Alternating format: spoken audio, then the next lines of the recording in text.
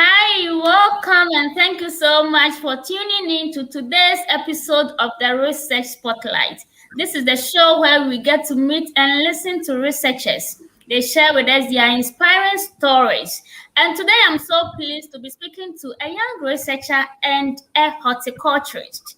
He is currently a PhD student in horticulture at the University of Florida, USA. Prior to this, he graduated with an MPhil in horticulture from the Kwame Nkrumah University of Science and Technology, Kumasi, Ghana, and a BSc in agriculture from the University of Cape Coast.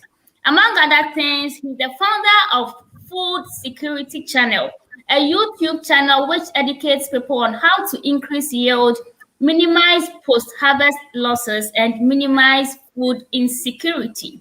My guest for today is Mr. Daniel Adu Boakye. Welcome to the Research Spotlight, Mr. Adu Boakye. Thanks for inviting me. And it's always pleased me to come back here. It's your second time here, right? I think third time.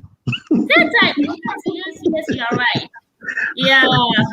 Yes, thank you so much for always availing yourself and then coming here to share your knowledge and everything with us.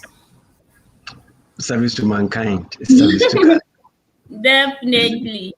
Yeah, so BSc Agriculture, MSc, MPhil Horticulture, and now PhD Horticulture.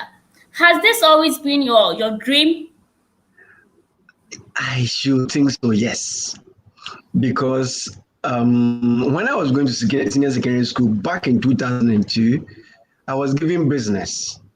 And I requested for a change of course to agriculture. And my simple reason was that I'm from a village, so at least whatever knowledge I gain in school, I should be able to share with my people. I didn't know anything about life so much.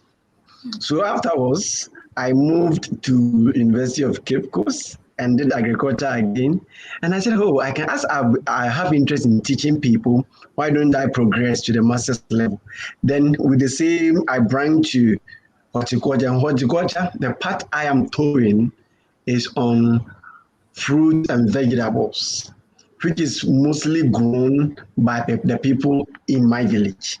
So as I grow up and I'm in the PhD now, I love it. I feel I can be educating the whole world about agriculture or food. So that's how and why I have been in agriculture right from senior secondary school up to PhD level. Wow. So basically, the desire to serve your village people is what influenced you to do agriculture, right? Yes. And I'm from a farming family. Most of my family members are into farming, and I feel we have to get certain knowledge to advance what we are doing. Wow, awesome. So, how was growing up like for you?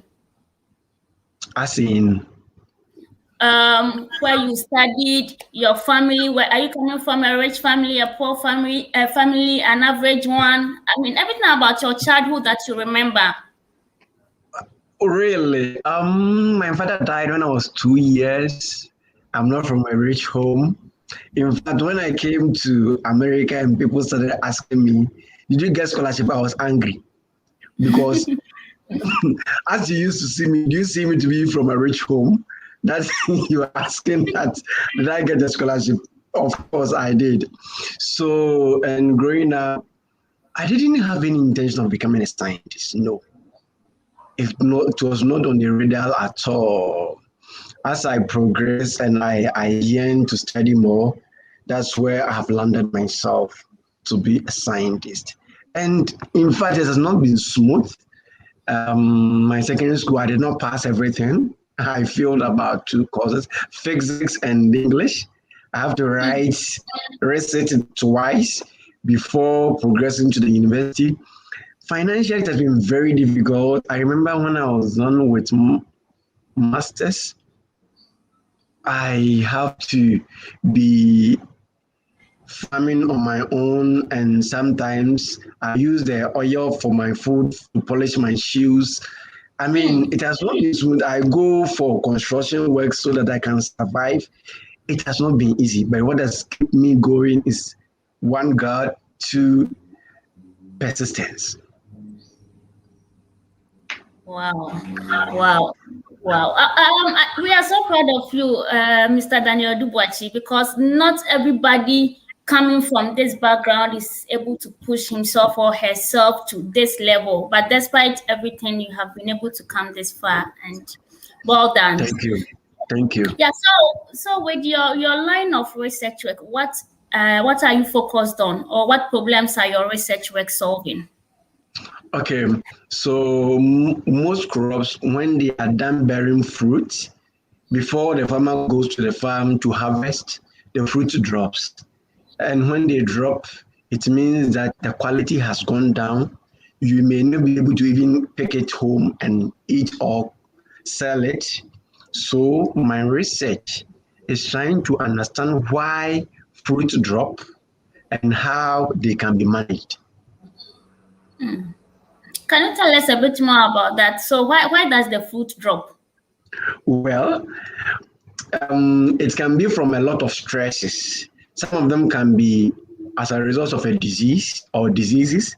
Some of them can be as a result of things that are not related to diseases, like weather. When there is too much dry season or drought, it influences the physiology of the plant. And so if the plant cannot get the water needed for the needed photosynthesis, so the only thing it has to do is to drop some of the things or some of the branch, some of the part or organs it feeds so that it can survive. Some of them to when there is nutritional stress, for example, when you have not applied any fertilizer and there is stress, or the plant is not getting enough, it has to drop some of the leaves, the fruit, so that it can survive for the following year. So the plant is organizes itself such that it can survive. So the moment there is a stress from a disease or environmental condition or nutritional stress, it automatically starts dropping some of the fruits or leaves. And sometimes the branches some of the minor branches begin to die off. Wow. And what can be done to prevent some of these things? First, pruning. Second, you have to apply fertilizer. Specifically, you can use a certain fertilizer called zinc. It's a micronutrient, or potassium, it's a macronutrient. And the compound of fertilizer that is being used is sometimes zinc sulfate and potassium sulfate. It has been used, but sometimes when it is a disease situation, you have to fight the disease first before the nutrition, because depending on where you may be, the nutrients cannot help. Sometimes hormones can work, but sometimes depending on the disease and the environmental condition, both hormones and fertilizers may not work.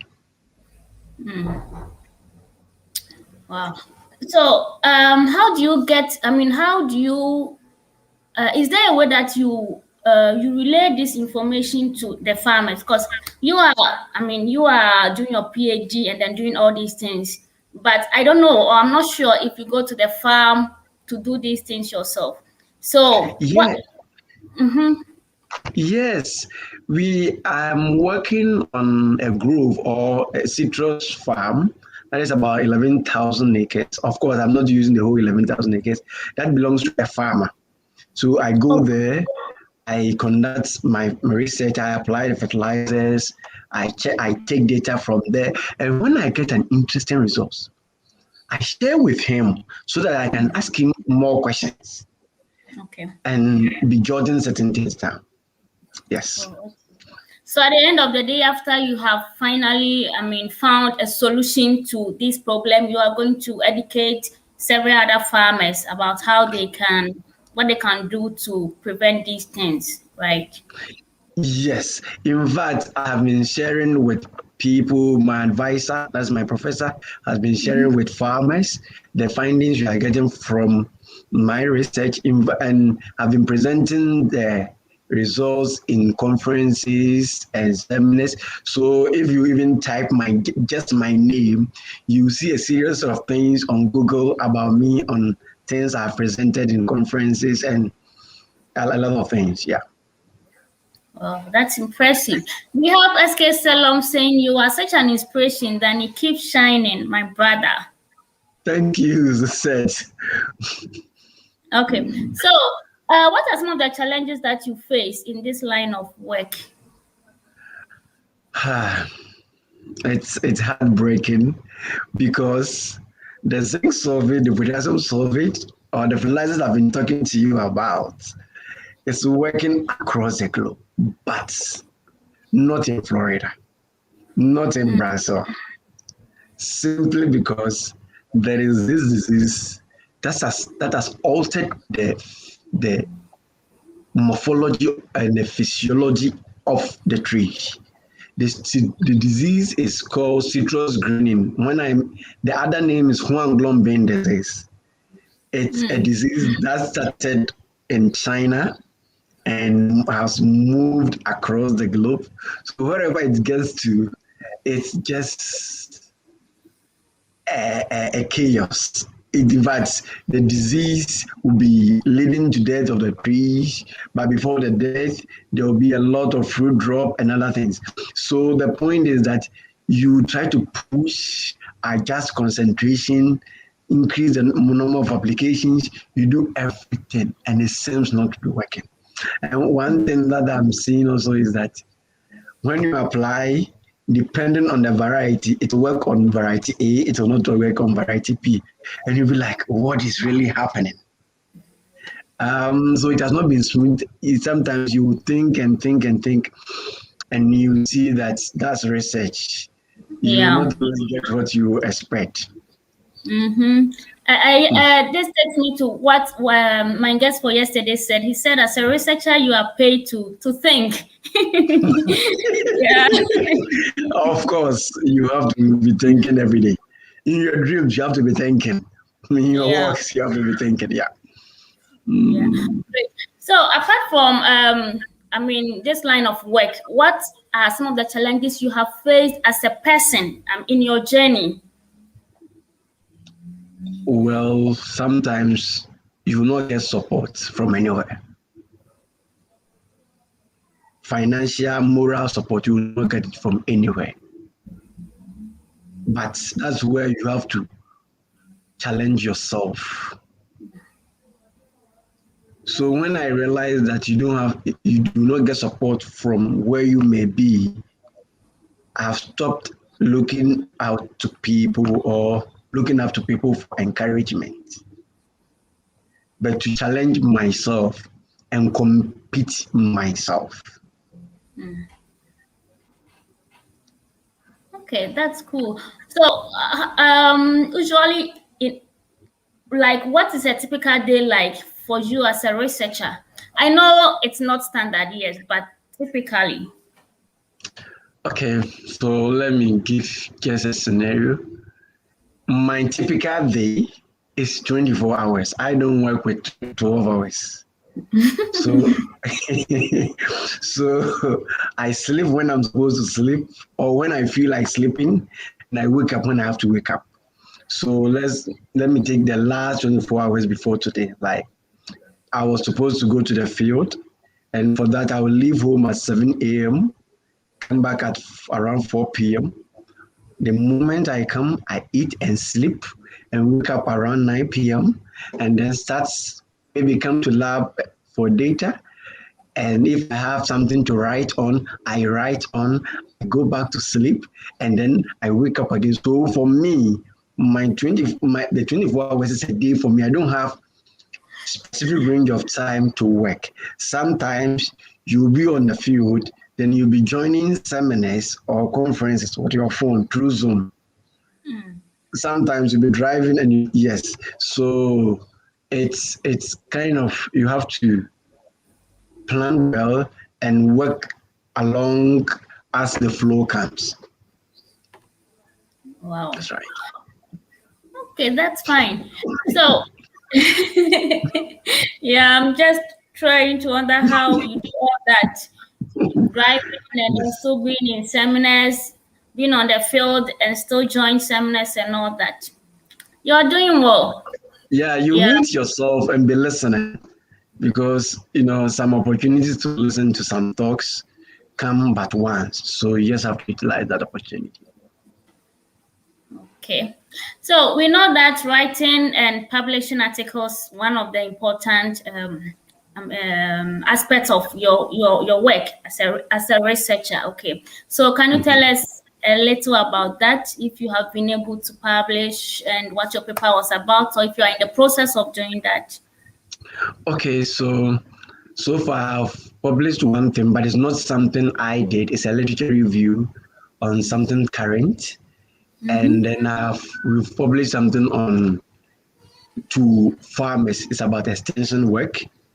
Good, but now what I'm about to work on is one, how different varieties respond to stress. So I've been working on, and then the second one is the differential response of those different varieties grafted on different rootstocks respond to the nutrition that I've been talking to you about. That is the zinc sulfate, potassium sulfate. So that's the first two papers that are coming from my work. But before that, you can get some proceedings that's due to conference I've attended have been published online. Yeah. Wow, beautiful. Thank you. Well done. Yeah, well done. So I know you have your village at heart. So let's say someone, I mean, the younger people from your village are watching you, and then some aspire to be like you. Okay. What are some of the qualities that they should possess if they want to work in this same path that you are walking? One, they should be curious, and two, they should try to make a difference. Three, they shouldn't look at their present circumstance. They should just look ahead. Well, beautiful. They should be curious. They should look ahead. That's like staying focused, right? Yes, And then and what again? don't look at what is current, but Yeah, your current situation. yeah. Okay, beautiful. So, do you have someone that you look up to, Uh, like a mentor? Or... yes, currently my advisor and my committee members, and in fact, God has blessed me with very good supervisors, right from Bachelor of Science to Masters to PhD. They are all awesome. But people complain about their supervisors, but I am an exception.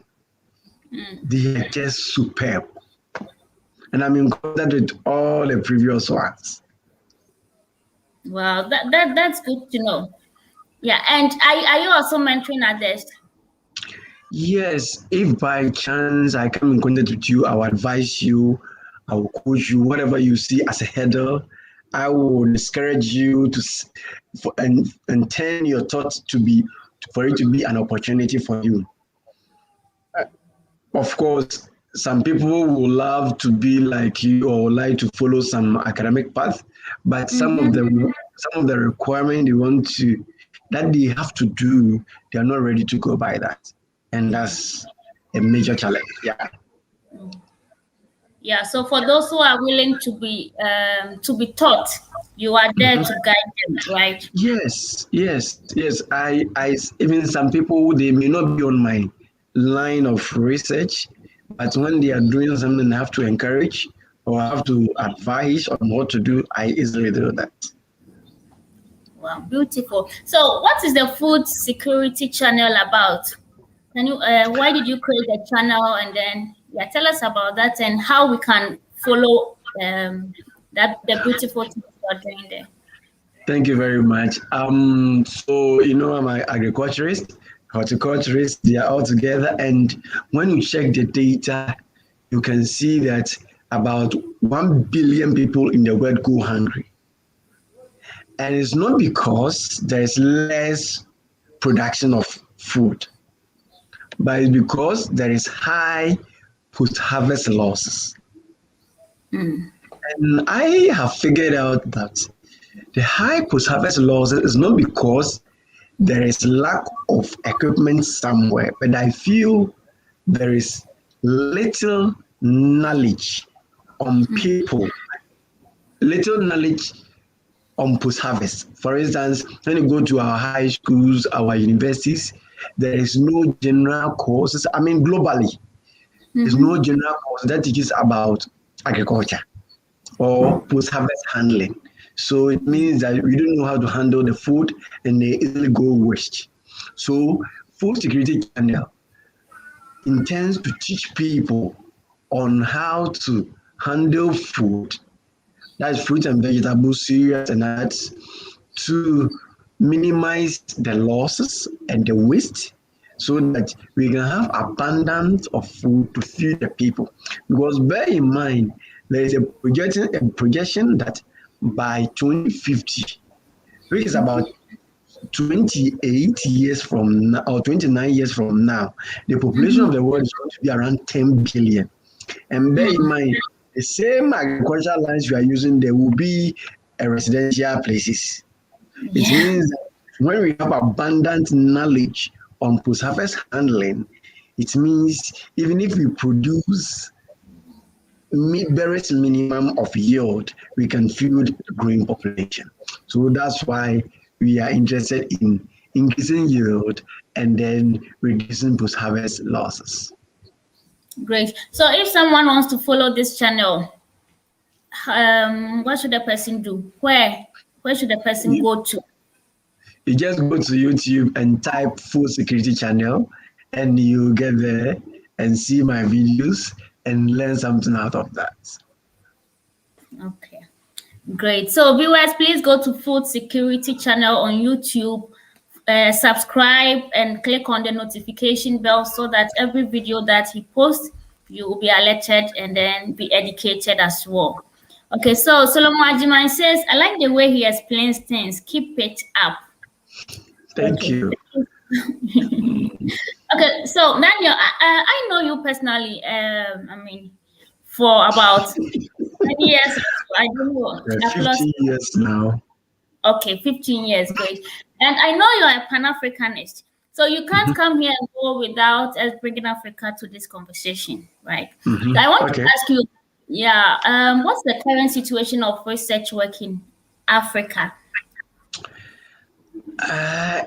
To be very honest, it's not going well. One, it's not because there is no research, but the research that is not solving problems in Africa. The scientists are doing what they can, but the leaders, the policy makers, are not using the outcome of the results. And that is the problem of research in Africa. There is an ongoing research that if we want to use them, it will help us to transform the continent, irrespective of the discipline. So I feel there is a gap on leadership and policy making. And why there is gap is because the current leadership is just focused on what they think, what they will benefit. They don't utilize the outcome of the research to make policies to benefit the people. So I feel it's not going well, but we can do better. So if the current situation is this bad, I'm trying to think about how the future, because I was going to ask you how you see the future also. So the future is, to me, I see the future to be very bright. But there's no future without present. So if right now the current situation is this bad, how can the future be better? It's tough. It's tough, to be frank with you. The current situation is bad, but I feel the generation upcoming, or the youth generation now, are now trying to question things. Are now trying to push the leadership into responsibility. So there is high possibility that in the nearest possible future, we can turn around using the outcome of research to develop our societies. That's why I said the future looks promising, and I am not disheartened about what may happen. I know things may turn around. It may not be easy, but we will get there. Maybe we need to encourage more researchers to enter into politics and go help with the policy making and all that. Definitely, and even look, if you are leading a country, I learned something about Barack Obama. Barack Obama was the first black president in America. He surrounded himself with brilliant people. Yeah. So if you are a lawyer, you are whoever and get into politics and you have the leadership position, if you love your country, surround yourself with intelligent people and then let them advise you on what is good to be done for generations to benefit. Yeah. Great. So, do you have plans of going back to Ghana? Definitely.